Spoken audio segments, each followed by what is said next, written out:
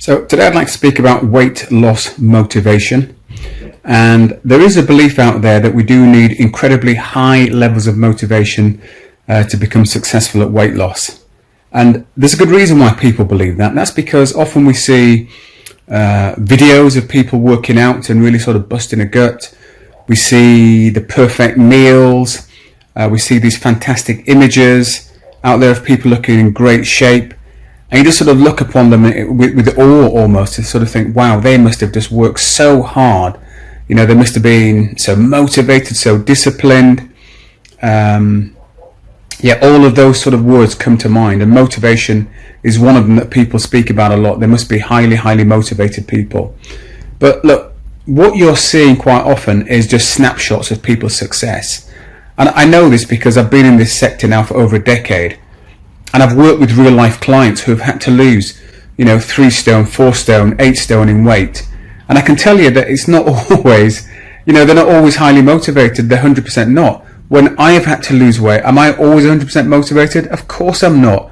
Nobody is. But what we see on social media, the magazines, on television, again, are just snapshots of what people are doing. We don't see the behind the scenes when people are having those conversations, having the meltdowns, having those moments of real self-doubt and disbelief and I just can't do this anymore. You don't see that.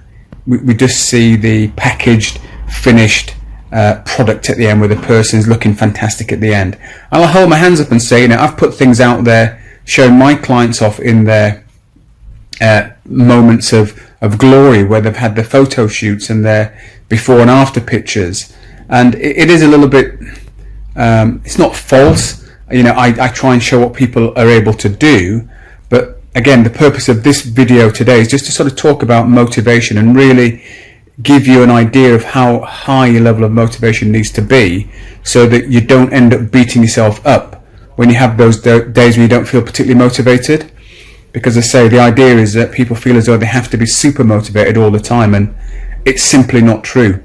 There's this idea you need to be a 10 out of 10. Simply not true.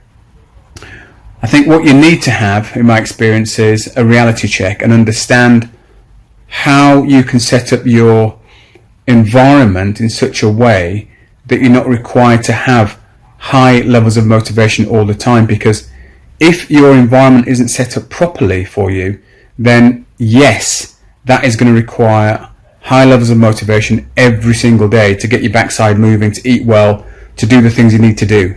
So let me just talk you through a few basic things, that you can do to bring down the level of motivation that's required to follow through. So number one, shop well, because food's obviously a big component of losing weight and sustaining it long term. So, shop well, look at your shopping list. If you're going to put things on there that are going to cause you to overeat, not contribute to your weight loss, and maintenance long term, if you're going to put those things on your shopping list, then already you're asking yourself to have to show a lot of motivation not to eat that food when it comes into the house. So that's number one. The second one is plan your meals. If you leave it to the lastminute.com, you've not planned your meals, and then you're having to sort of think about, right, I've got to plan a healthy meal.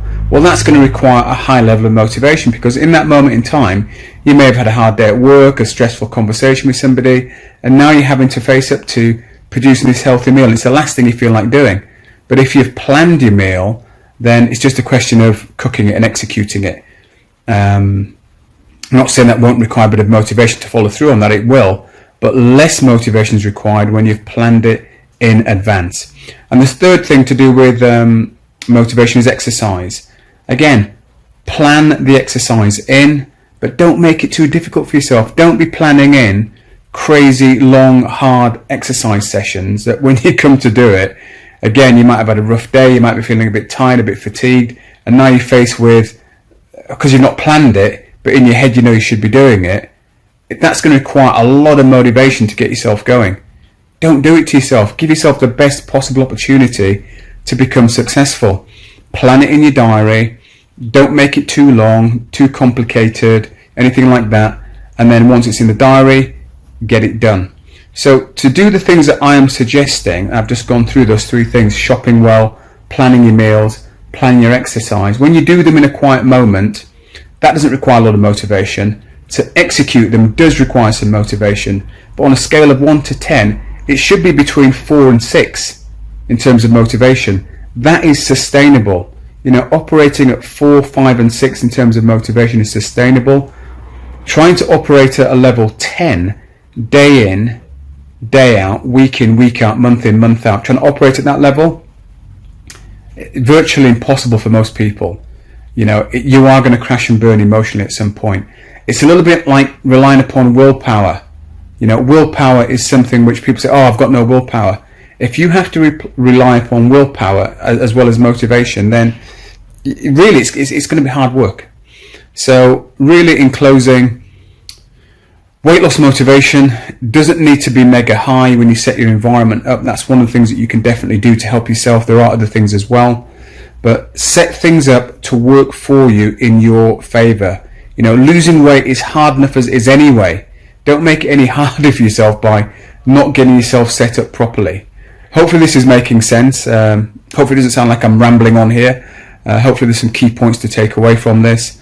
And as ever, if you do have any questions at all that you'd like answering, feel free to message me here and I'll happily put together a video similar to this one if I think I've got the expertise to be able to answer it.